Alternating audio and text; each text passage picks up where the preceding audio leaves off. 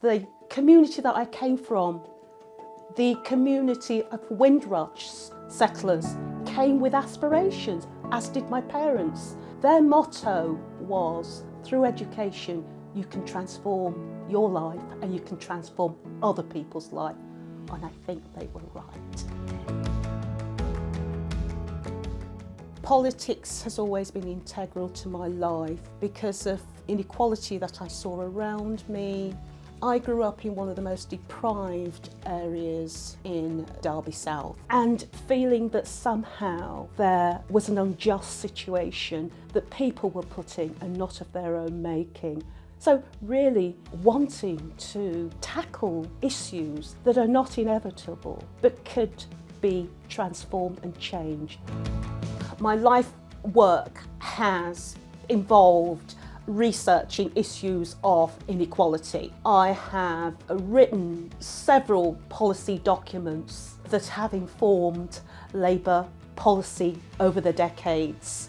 Much of my work, along with my passion to address issues of inequality within our society, has been about creating the evidence that is then used by our politicians to bring about the transformation. So if I were to look back on my life's work, it has been one of an activist, it has been one of an academic, but it's also about how one uses the platform of academia to create the evidence that can show that we can bring about change, we can transform society to be of benefit to all our people.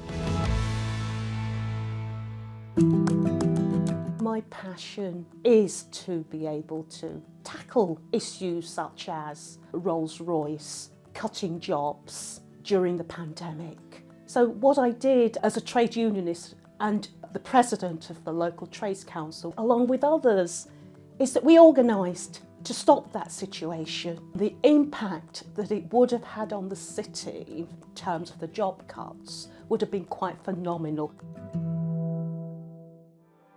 We had in Derby, as elsewhere in the country, a situation where those of the Windrush generation that came to the city in the 50s were affected by this situation of becoming stateless. As a consequence of that, I was instrumental in organising a local campaign here in Derby.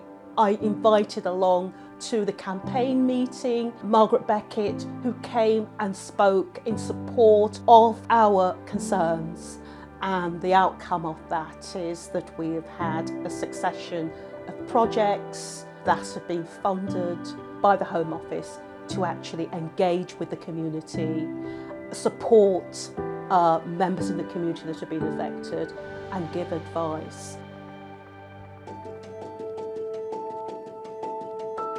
I want to work with trade unions and employers to bring well-paid jobs to Derby South. I want to ensure that the schools and the colleges in Derby South are well resourced.